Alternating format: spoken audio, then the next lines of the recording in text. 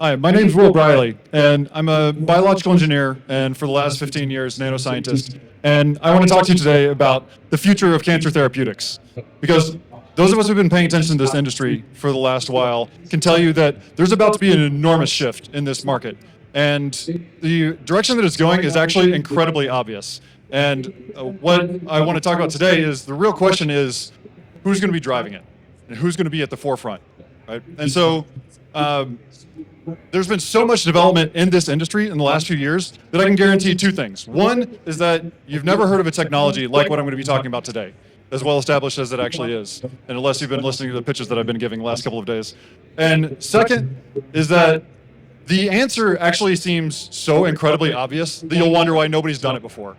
And the answer to that, honestly, is that there's needed to be a number of foundational studies done to understand the biology and the nanoparticle engineering necessary to actually get to this point, to be in the moment where we can actually accomplish what we can do today.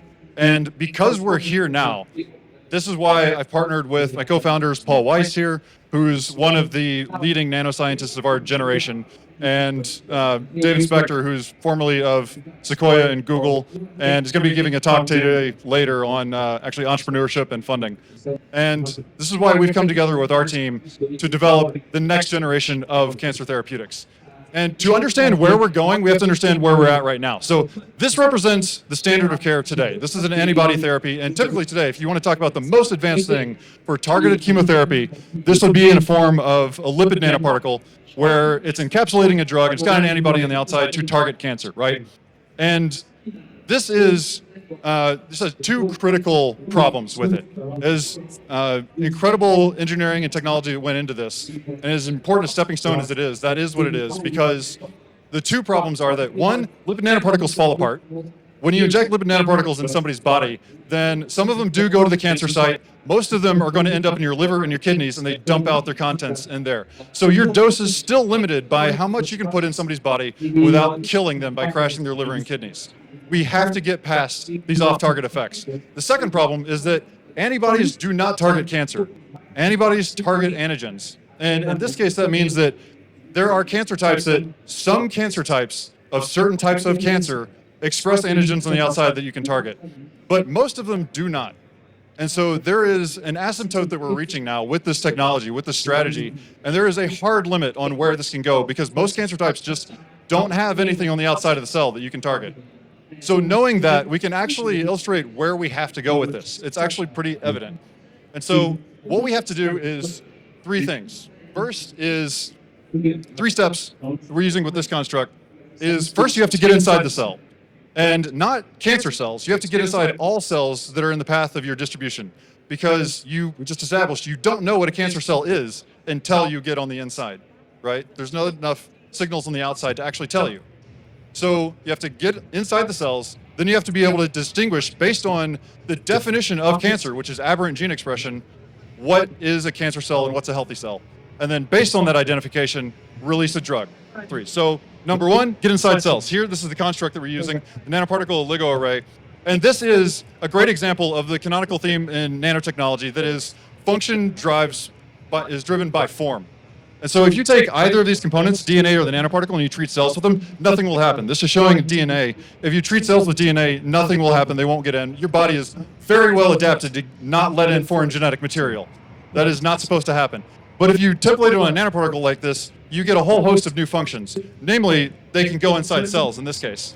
And so this has been turned into a therapeutic that's made it to the clinic, very effective, no cytotoxicity, no immunogenicity, because it's hidden from your immune system.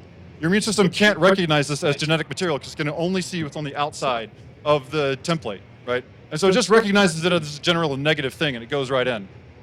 And so next, step one is getting inside the cells. We can do that very easily. Step two is recognizing the cancer cell based on its gene expression, based on the root of what defines cancer.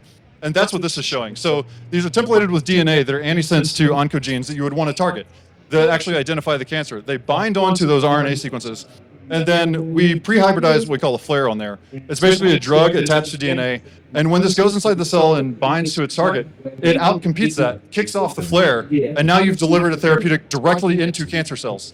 If there's not RNA there, if it's a healthy cell, there is nothing to release the chemotherapeutic. So we've just talked about the two things that we absolutely have to do. We've gotten rid of the off-target effects because when it goes into the liver, it's not the RNA to release it. Yeah. And we have specific release inside cancer cells based on the definition of cancer, the genes that they express. And so this is our seed round. We've gotten this through in vitro testing with this new model with the flares. And now we're raising a round of $5 million. We have a few million committed from Silicon Valley. We're based in San Francisco. And so now we're looking for interested partners who are excited and interested in this kind of development and technology. So, thank you. Are there any questions?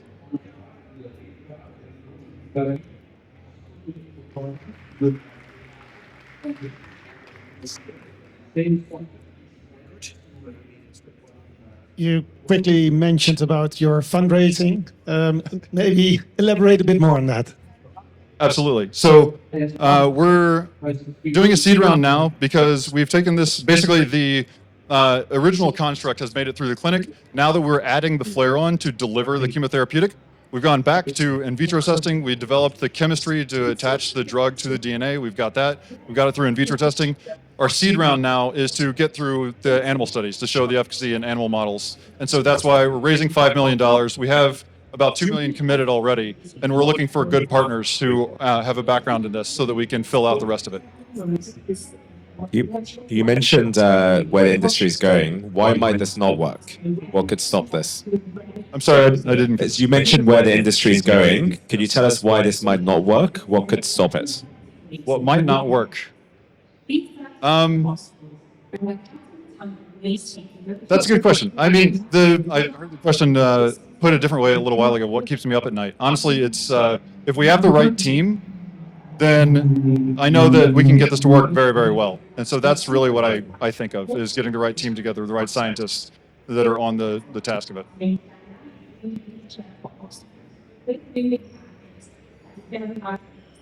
So thank you very much. Assuming you get this technology to where it needs to be, walk us through what comes next. What does the market look like? What's the expansion look like? What is your go-to-market, your timelines? Yeah, absolutely. So the initial indication is non-small cell lung cancer. I didn't get to show it here, but it's a combination of, that's where we know the nanoparticles get to very effectively, where their biodistribution is very, very high. And also non-small cell lung cancer expresses the genetic targets that we're going after, or that we have been targeting already. And so that's the first indication.